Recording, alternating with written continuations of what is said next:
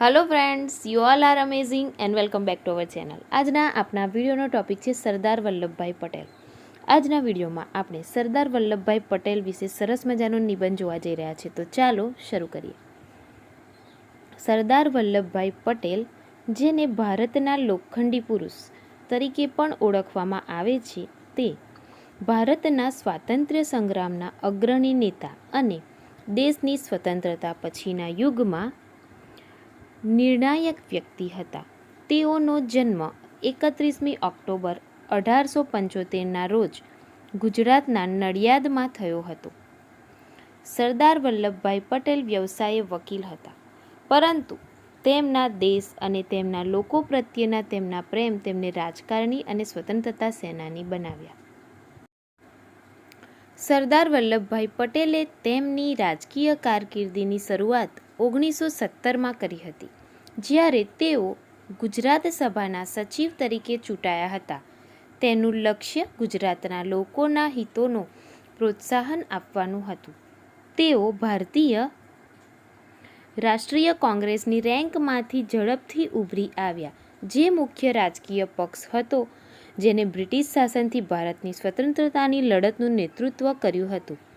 સરદાર વલ્લભભાઈ પટેલ મહાત્મા ગાંધીના નજીકના સહયોગી હતા અને ભારતની સ્વતંત્રતા હાંસલ કરવા તેમની સાથે નજીકથી કામ કર્યું હતું. ભારતના સ્વાતંત્ર્ય સંગ્રામમાં સરદાર વલ્લભભાઈ પટેલનું સૌથી મોટું યોગદાન ઈસવીસન 1930ના મીઠાના સત્યાગ્રહમાં તેમની ભૂમિકા હતી. અંગ્રેજોએ મીઠા પર કર લાદ્યો હતો, જે ભારતીય લોકો માટે આવશ્યક ચીજવસ્તુ હતી. સરદાર વલ્લભભાઈ પટેલે મીઠાની કૂચનું આયોજન કરવામાં અને ટેક્સ સામેના વિરોધનું નેતૃત્વ કરવામાં મહત્વની ભૂમિકા ભજવી હતી. મીઠા કૂચ ભારતના સ્વાતંત્ર્ય સંગ્રામમાં એક મહત્વપૂર્ણ ઘટના હતી અને તેને ભારતીય લોકોને એકત્ર કરવામાં અને સ્વતંત્રતાની જરૂરિયાત વિશે જાગૃતિ લાવવામાં મહત્વપૂર્ણ ભૂમિકા ભજવી હતી. ઈસવીસન 1947માં ભારતને આઝાદી મળ્યા પછી સરદાર વલ્લભભાઈ પટેલને ભારતના પ્રથમ નાયબ વડાપ્રધાન તરીકે નિયુક્ત કરવામાં આવ્યા હતા. તેઓ રજવાડાઓને ભારતીય સંઘમાં એકીકૃત કરવા માટે જવાબદાર હતા, જે કાર્ય ઘણા લોકો દ્વારા અશક્ય માનવામાં આવતું હતું.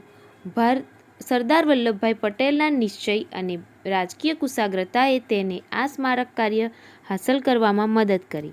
તેમણે રજવાડાના શાસકોને ભારતીય સંઘમાં જોડાવા માટે સમજાવ્યા અને હૈદરાબાદ, જૂનાગઢ અને જમ્મુ કાશ્મીર રાજ્યોને ભારત સરકારના નિયંત્રણ હેઠળ લાવવા માટે તેમને બુદ્ધિબળ ઉપયોગ કર્યો હતો.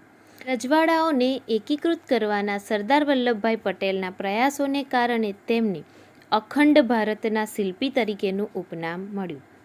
સરદાર વલ્લભભાઈ પટેલ મહાન દ્રષ્ટિ અને દૂરંદેશી ધરાવતા માણસ હતા.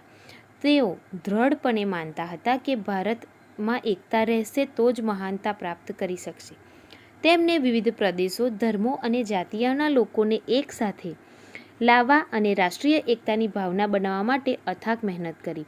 ભારતની એકતા અને અખંડિતતામાં તેમનું યોગદાન અજોડ છે. તેઓ લોકશાહી અને બિનસાંપ્રદાયિકતાના પ્રબળ હિમાયતી હતા અને માનતા હતા કે ભારતની વિવિધતા તેની સૌથી મોટી તાકાત છે. નિષ્કર્ષમાં, સરદાર વલ્લભભાઈ પટેલ એક મહાન નેતા, સ્વાતંત્ર્ય સેનાની અને સ્વપ્નદ્રષ્ટા હતા, જેમને ભારતની સ્વતંત્રતાની લડત અને તેના પછીના એકીકરણમાં નિર્ણાયક ભૂમિકા ભજવી હતી.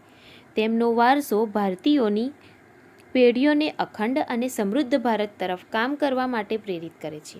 ભારતની સ્વતંત્રતા પ્રત્યેની તેમની અતૂટ પ્રતિબદ્ધતા અને દેશને એકીકૃત કરવાના તેમના સંકલ્પને આધુનિક ભારતના ઇતિહાસમાં સૌથી મહત્વપૂર્ણ સિદ્ધિઓમાંની એક તરીકે હંમેશા યાદ રાખવામાં આવશે. અને તેથી જ આપણા લોકલાડીલા સરદાર વલ્લભભાઈ પટેલની યાદમાં એક સ્મારક બનાવવામાં આવ્યું છે, જેનું નામ છે સ્ટેચ્યુ ઓફ યુનિટી, જે દુનિયાનું સૌથી ઊંચું સ્ટેચ્યુ છે, જે ગુજરાતના નર્મદા જિલ્લામાં આવેલું છે. સો ફ્રેન્ડ્સ, તમને કેવો લાગ્યો આ વિડીયો કમેન્ટમાં જરૂરથી કહેજો. જો તમને વિડીયો ગમ્યો હોય તો વિડીયોને લાઇક કરો અને ચેનલને સબસ્ક્રાઈબ કરો. ફરીથી મળીશું એક નવા વિડીયોમાં. ત્યાં સુધી keep watching, keep sharing, keep learning. Thank you.